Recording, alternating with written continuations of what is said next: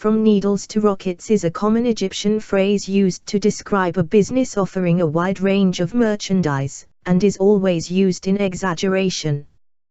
But when referring to the economy of the Egyptian army, which ousted the country's first civilian president last month, the expression is spot on. As political turmoil pushes Egypt's economy into its worst slowdown in more than 2 decades, only its well-heeled army can afford to construct bridges, offset bread shortages, raise herds of cattle and chicken, manufacture home appliances, and even provide childcare.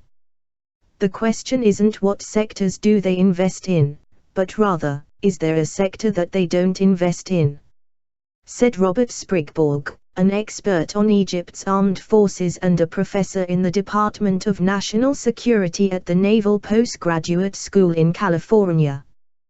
The Egyptian armed forces, headed by Defense Minister Abdel-Fattah el-Sisi, who is supervising a roadmap encompassing early presidential elections and the drafting of a new constitution, runs scores of manufacturing and service-providing companies, through which it controls a significant stake of the nation's economy. The Ministry of Military Production manages at least 14 such companies producing merchandise varying from tank shells and ammunition to fertilizers, sports equipment, cement, pasta and cars. Limited stake.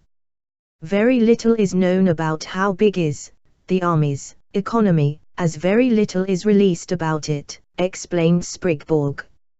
He said estimates have said the army accounts for between 10 to 40% of Egypt's entire economy. The range is too vast, he added. An Egyptian military spokesman rejected that statistic, saying there is no proof whatsoever regarding this percentage, which was circulated by currently detained Islamists. He added that the military's stake in the economy was very limited.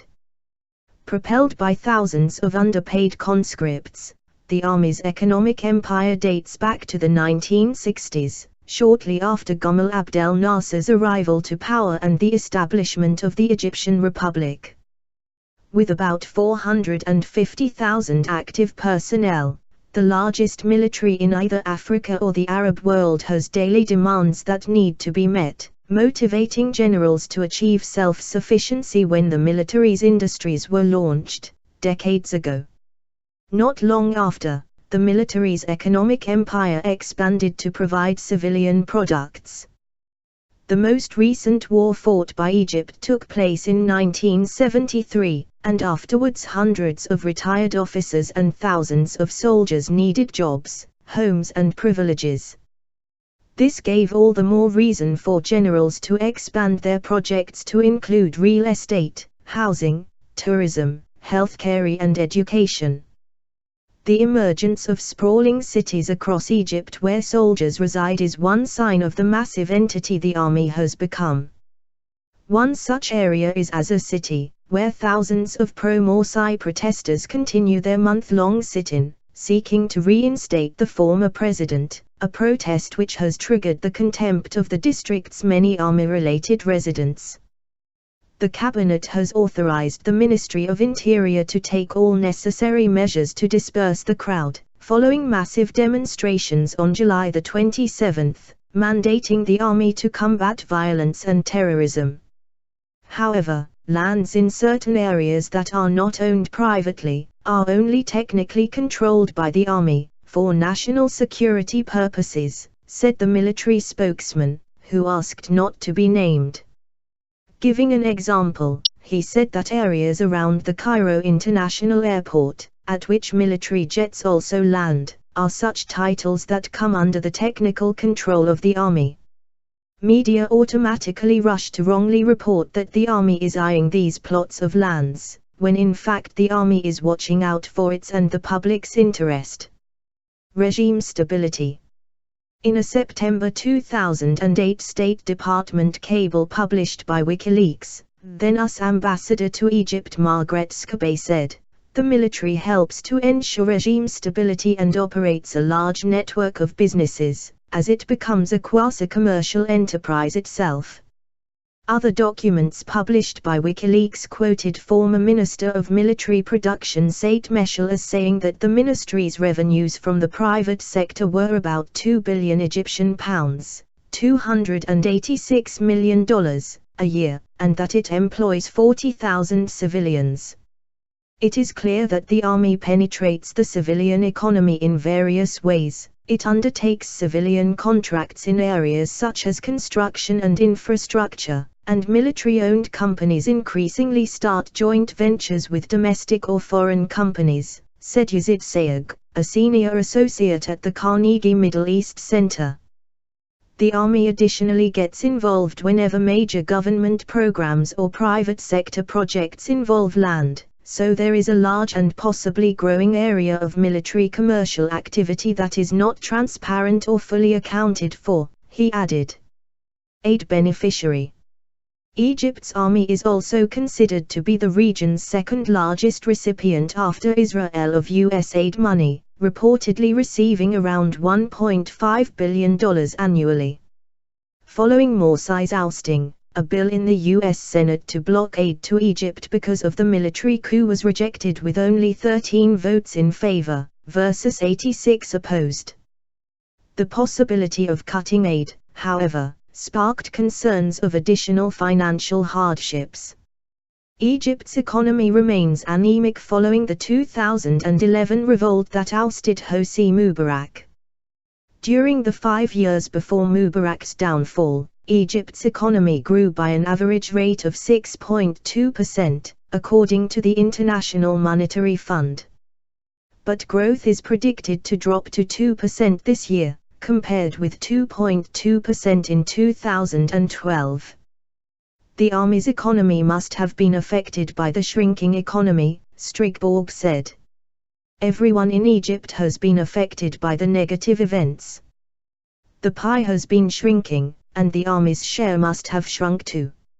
Sayegh disagreed, saying the military's economy did not appear to have been affected since 2011.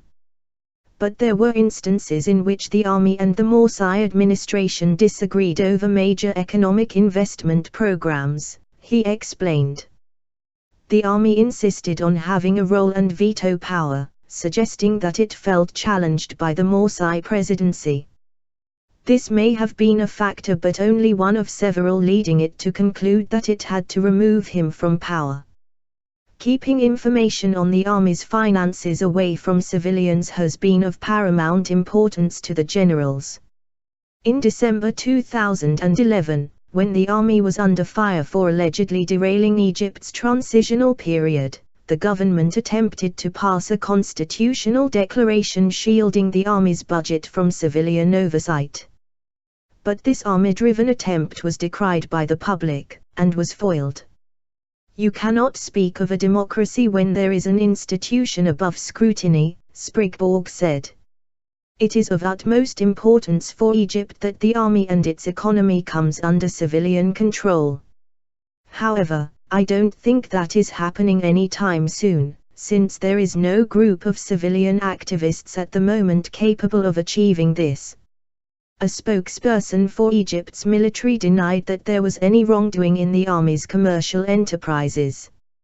Many of these companies, including the Arab Organization for Industrializatio for instance, are state-owned, but only technically affiliated to the army, he told Al Jazeera.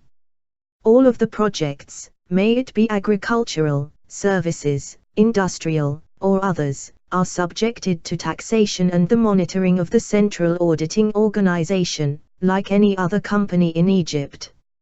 It is very essential to differentiate between the Ministry of Defense and the Ministry of Military Production, for they are two different natures and duties, although they share the same minister.